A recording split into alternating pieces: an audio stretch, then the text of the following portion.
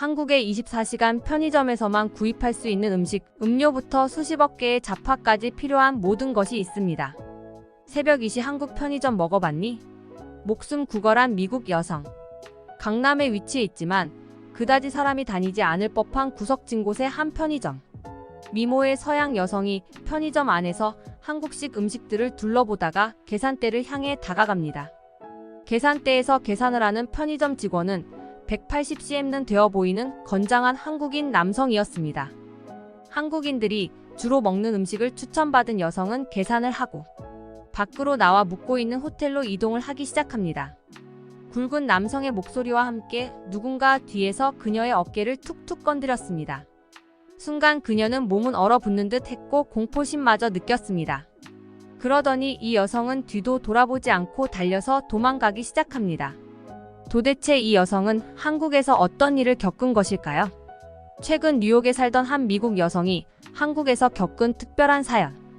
이 알려지면서 많은 네티즌들의 관심을 받았는데요. 8천 그녀의 사연 바로 알아보시죠. 안녕하세요. 저는 미국 뉴욕에서 거주 중인 샬롯이라고 합니다. 저는 뉴욕에서 건축과 관련된 일을 하고 있는데요. 가족들은 저에게 너무 일에만 빠져 산다고 너무 자신을 혹사하지 말라며 휴가를 권했어요. 그도 그럴 것이 제가 뉴욕 건축 사무실에서 근무를 하면서 불안 증세가 심해 정신과 병원도 다니고 약을 처방받아 먹어오고 있었거든요. 부모님과 가족들이 걱정을 할 만했죠. 게다가 최근 뉴욕에서 큰 사건을 겪은 터라 불안 증세가 더 심해졌어요. 저는 출근을 위해 늘 아침 일찍 일어나 지하철을 이용했는데요. 어느 날 평소와 다를 바 없이 지하철에서 스마트폰으로 뉴스를 확인하며 출근 중이었어요. 그때 웬 눈이 흐리멍텅한 남자가 제 앞에 다가와 초점 없는 눈으로 저를 쳐다보는 느낌이 들었어요. 순간적으로 저는 이 사람은 위험한 사람이라고 생각해 자리를 떠나려고 했죠. 그런데 그 남자가 자리를 뜨려는 저의 어깨를 붙잡고 강하게 움켜쥐며 압박을 하는 거예요. 너무 놀라서 말도 제대로 안 나오는 저에게 그 남자는 뭔가 신경질적으로 말을 했어요. 어딜 가는 거냐? 내가 더러워? 나한테 뭐라고 했어? 왜 나를 무시해? 제 팔을 꽉 움켜쥔 남자는 저를 향해 알 수 없는 소리를 해 대기 시작했죠. 저는 그때 너무 두려워서 주저앉고 싶었어요. 그 남자가 꽉 움켜쥔 팔에는 점점 감각이 없어질 정도였고요. 이런 상황에서 저를 구해주거나 도움을 주는 사람은 한 명도 없었어요. 모든 사람들이 다 그런 건 아니지만 미국은 대체로 개인주의 성향이 강하고 특히 뉴욕 시민들은 조금 더 심하거든요. FDHY 철저히 자기 일이 아니면 아예 간섭 자체를 하질 않죠. AMBLE, FDNY 사실 저 또한 그랬고요. EW. 하지만 나에게 이런 일이 생기니 저도 모르게 도움을 요청하게 되더군요. 저는 가까스로 이 남자의 소나기에서 벗어났고 아직 목적지에 도착하지도 않았지만 바로 다음 역에서 내리고 말았습니다.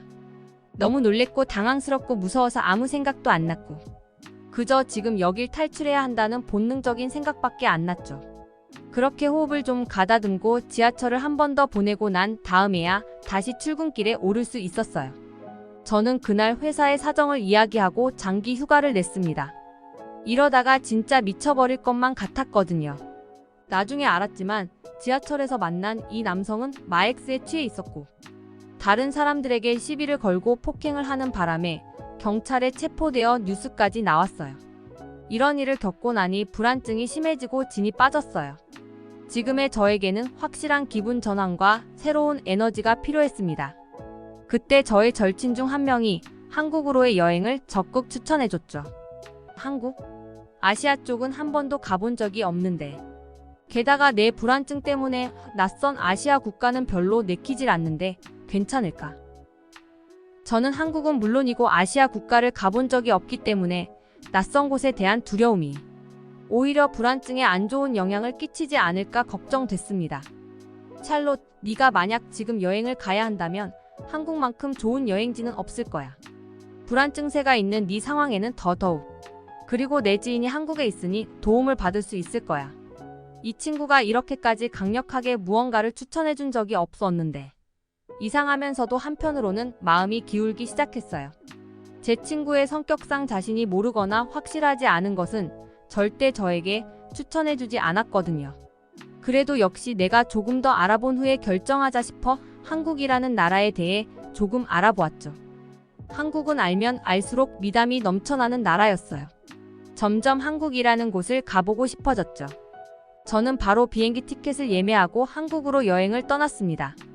저는 한국에 여행을 온 첫날 뉴욕에서조차 겪어보지 못한 문화 충격을 받게 되었는데요.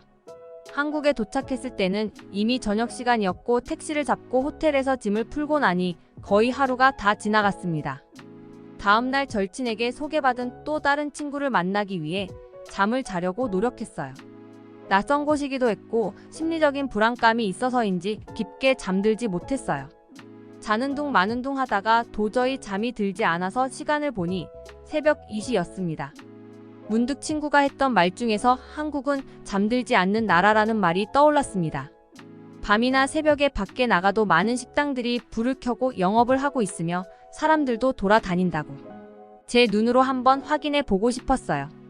이것이 제 불안 증세를 완화하는데 도움이 될지도 모른다고 생각했죠. 밖으로 나가보니 진짜 친구가 말한 대로였습니다.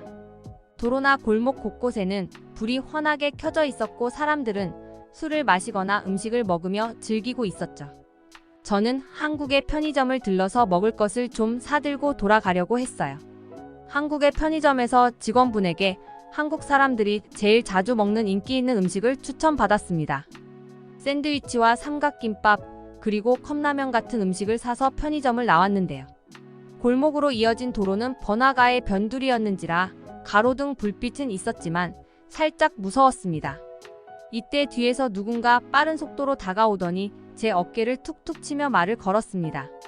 저는 뉴욕 지하철에서 겪은 일이 떠오르며 소스라치게 놀랐습니다. 너무 무서워서 뒤를 돌아보는 것 자체가 두려웠죠. 그래서 저는 뒤를 돌아보지 않고 냅다 뛰기 시작했습니다.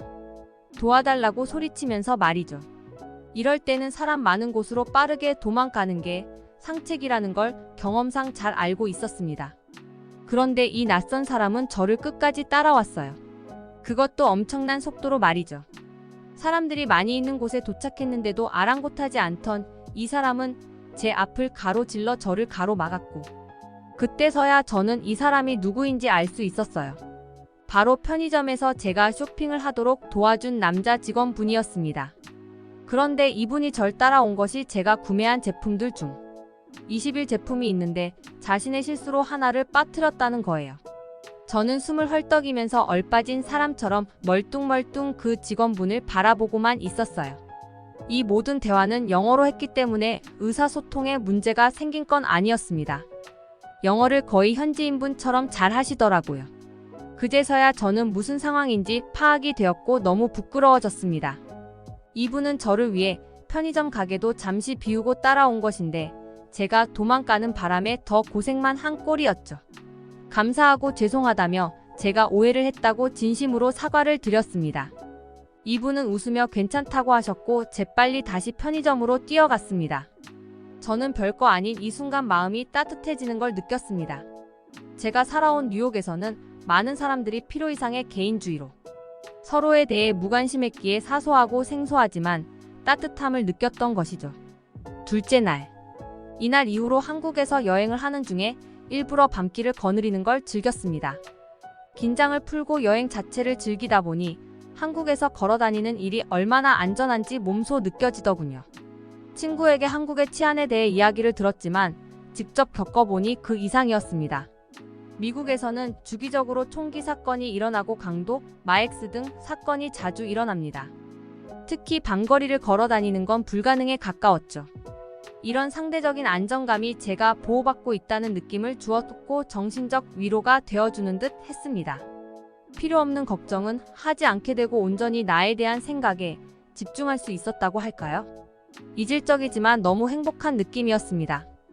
또 미국에서도 한국 음식들이 많아서 종종 먹어보았는데 가격이 만만치 않아서 자주 먹지는 못했습니다. 그런데 한국에서 먹는 한국의 음식들은 미국에서 먹는 것 보다 훨씬 로컬적인 느낌이 강했고 맛도 더 풍부했습니다. 그리고 제가 놀란 건 엄청 싸게 먹을 수 있다는 거였습니다. 특히 전통시장 같은 곳에서 먹는 음식들은 가격도 매우 저렴하고 맛도 아주 좋았습니다. 지금은 미국으로 돌아와서 이 글을 적고 있는데요. 저는 아무래도 정기적으로 한국을 여행할 것 같습니다. 아직 가보지 못한 곳이 많거든요.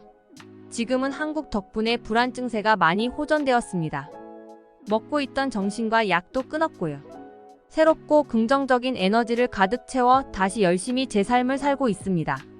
한국에 대해 감사함을 느끼고 있고, 제가 한국을 여행한 첫날 만났던 편의점 직원분에게도 고맙고 미안하다는 말을 전해주고 싶네요. 저와 같은 불안 증세가 있는 분들은 오로지 자신만을 위한 새로운 여행을 계획해보세요. 물론 안전한 곳으로 말이죠. 미국 뉴욕에서 살면서 불안 증세가 생겨 정신과 약까지 챙겨 먹다가 한국으로의 여행 덕분에 긍정적인 새로운 삶을 살고 있다는 샬롯의 사연 어떠셨나요? 우리나라가 미국 밤거리에 비해 훨씬 안전하긴 하지만 그래도 밤에 여성 혼자 다니는 건 조심했으면 좋겠네요.